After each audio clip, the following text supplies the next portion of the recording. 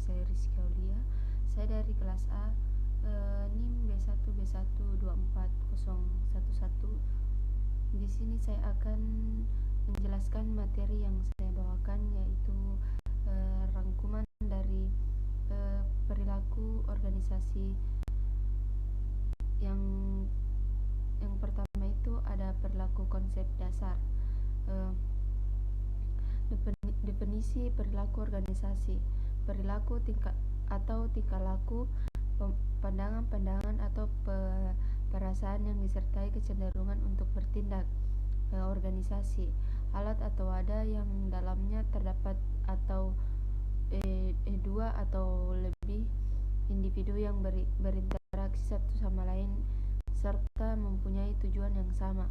Perilaku organisasi, bidang studi yang menginventarisir dampak perilaku individu, kelompok, serta struktur dalam organisasi demi mencapai tujuan sebuah organisasi. Selanjutnya ada ciri-ciri organisasi. Ciri-ciri umumnya itu ada 5. Yang pertama ada terikat format dan tertib. Yang kedua itu ada pendelegasian, koordinasi dan wewenang. Yang ketiga ada kerjasama dan struktur. Yang keempat ada sasaran dan tujuan. Yang kelima terdapat komponen atasan dan bawahan. Selanjutnya ada unsur-unsur organisasi. Ada 5, yaitu yang pertama ada man atau orang, anggota, pegawai, staf atau personil. Yang kedua ada kerjasama lintas, departemen, divisi dan hierarki, manpower organisasi. Yang ketiga ada tujuan bersama, apa yang harus kita dicapai melalui prosedur, program, network dan polisi, strategi, anggaran. Yang keempat ada peralatan, semua sasaran berupa materi, uang, serta barang modal lainnya. Terus yang terakhir ada lingkungan, kondisi sosial, budaya, politik, ekonomi, dan SDA dan teknologi, serta semua perubahan baik secara langsung maupun tidak berpengaruh terhadap organisasi. Selanjutnya ada tujuan organisasi. Tujuan organisasi yang pertama itu ada pedoman kegiatan sebagai kompas dan pemusatan kegiatan. Yang kedua ada sumber legitimasi. Tujuan dari sumber menjadi legitimasi kegiatan organisasi untuk menarik sumber daya dan lingkungan sekitar. Yang ketiga standar pelaksanaan, ukuran pencapaian atau prestasi organisasi. Yang keempat ada sumber motivasi. Yang kelima ada dasar rasional dalam perorganisasian. Terus ada siklus hidup organisasi. Yang pertama itu ada tahap pertumbuhan, pengenalan, masa bayi dan masa kanak-kanak. Yang tahap beranjak dewasa, masa kedewasaan dan masa puncak keemasan. Yang ketiga ada tahap penurunan, masa kemapanan, penurunan dan kematian.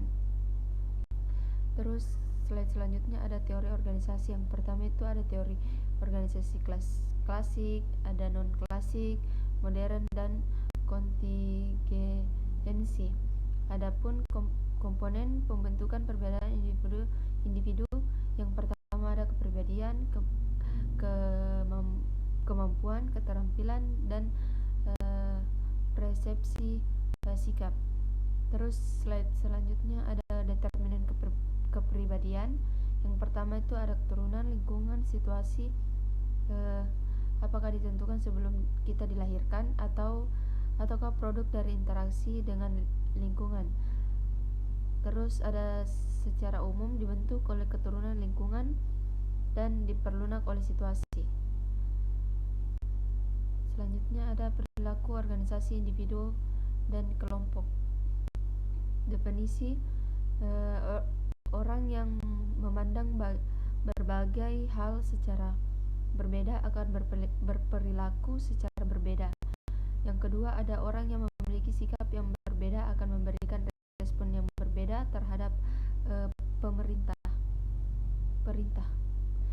Yang terakhir, ada orang yang memiliki kepribadian berbeda berinteraksi dengan cara yang berbeda. Terus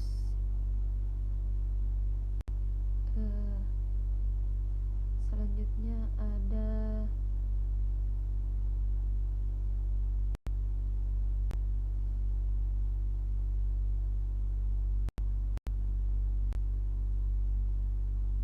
prinsip dasar individual. Yang pertama itu ada manusia berbeda karena berbeda kemampuannya. Yang kedua, ada manusia mempunyai kebutuhan berbeda. Yang ketiga, ada orang berpikir tentang masa depan dan membantu pilihan tentang bagaimana bertindak. Yang keempat, ada seorang memahami lingkungannya dengan hubungannya dengan pengalaman masa lalu dan kebutuhannya. Yang kelima, ada seseorang itu mempunyai reaksi-reaksi senang atau tidak senang. Yang selanjutnya ada teori pembentukan kelompok. Yang pertama, teori kedekatan atau propagati. Yang kedua ada teori keseimbangan. Yang ketiga ada teori praktis. Selanjutnya ada perilaku organisasi, yaitu nilai dan sikap, kontribusi ataupun kompetensi. Yang pertama itu ada kontribusi, apa yang kita dapat dan diberikan individu oleh organisasi seperti usaha, kemampuan, dan kalian loyalitas waktu. Yang kedua ada kompensasi, apa yang dapat diberikan organisasi bagi individu seperti upah, kepastian, keamanan kerja, benefit atau peluang karir, status atau upah. Selanjutnya ada nilai atau values, yaitu nilai merupakan gambar yang menentukan apa yang penting dan apa yang boleh dan tidak boleh dilakukan, apa yang benar dan apa yang salah. Nilai merupakan dasar terdalam atau acuan dan motor pergerakan, motivasi, sikap, dan tindakan. Yang ketiga ada nilai juga merupakan suatu tuntunan atau pedoman yang mendasari bagaimana seseorang atau sebuah organisasi berpikir mengambil. Yang selanjutnya ada etika dan moral. Etika di bahasa Yunani atau ethos, kebiasaan atau watak. Etika berunjuk pada dua hal. Yang pertama itu ada etika berkenaan dengan nilai-nilai yang dianut oleh manusia, merupakan cabang filsafat.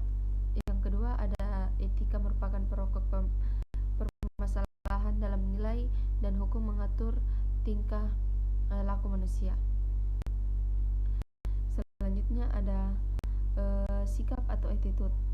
Sikap tidak dibawa sejak manusia lahir. Yang kedua ada terbentuk karena adanya pengaruh dan peranan pembawaan dan lingkungan. Yang ketiga WI gerugan atau disebut dengan sikap adalah kesediaan bereaksi terhadap suatu hal. Sikap senantiasa terarahkan pada suatu objek tertentu. Selanjutnya ada 5 karakter sikap. Yang pertama itu ada objek, tidak ada sikap tanpa objek. Yang kedua ada mengarah, setiap objek pasti ada arah. Berintensitas, sejauh mana seberapa tinggi sikapnya. Berstruktur, ada komponen yang terbentuk dengan diri sendiri yang kognisi atau efeksi. Yang terakhir ada dipelajari, sikap cenderung stabil dan memperhatikan alasan logika. Selanjutnya ada emosi dan nilai perilaku. Yang pertama ada sikap sendiri disebut dengan proses logik yang dilakukan sebelum berperilaku, sedangkan emosi yang tidaklah merupakan proses logik. Yang kedua ada emosi merupakan ekspresi yang diproses dengan sangat tidak unsur kehati-hatian. Selanjutnya ada perilaku organisasi atau motivasi. Pengertiannya yaitu kata motivasi atau motivation, kata dasarnya adalah motif atau motif yang berarti dorongan, sebab atau alasan seseorang yang melakukan sesuatu. Terus sesuatu kondisi yang mendorong atau menjadi sebab seseorang melakukan suatu perbuatan atau kegiatan yang berlangsung secara sadar. Terus ada teori motivasi. Yang pertama itu ada teori kebutuhan, yang kedua ada teori dua faktor dari Friedrich Husberg, dan teori prestasi. Terus ada keempat ada teori penguatan, yang kelima ada teori harapan, dan yang terakhir ada teori tujuan sebagai motivasi. Selanjutnya ada perilaku organisasi atau budaya organisasi. Pengertiannya yaitu hal yang tidak bisa ditolak bahwa dalam sebuah organisasi muncul ikatan antar individunya, misal perilaku, gaya bicara, berpakaian, upacara dan sebagainya, yang menjadikannya berbeda dari organisasi lain. Itulah yang disebut budaya organisasi. Budaya organisasi adalah common understanding, atau disebut kebersamaan pengertian para anggotanya untuk berperilaku sama. Selanjutnya ada nilai budaya, yaitu yang pertama ada nilai ialah sesuatu yang penting diprioritaskan dan diperjuangkan untuk direalisasikan. Yang kedua ada nilai budaya ialah nilai yang dibudayakan, artinya nilai yang dijadikan pedoman atau norma bagi individunya. Yang ketiga ada nilai yang kebudayaan dalam organisasi, seperti sejarah, kegagalan dan kesuksesan. Yang ketiga ada suku, ras dan agama, atau yang terakhir ada turunan dan sebagainya. Terus ada dimensi nilai budaya. Yang pertama itu ada kandungan, yang kedua ada kekuatan,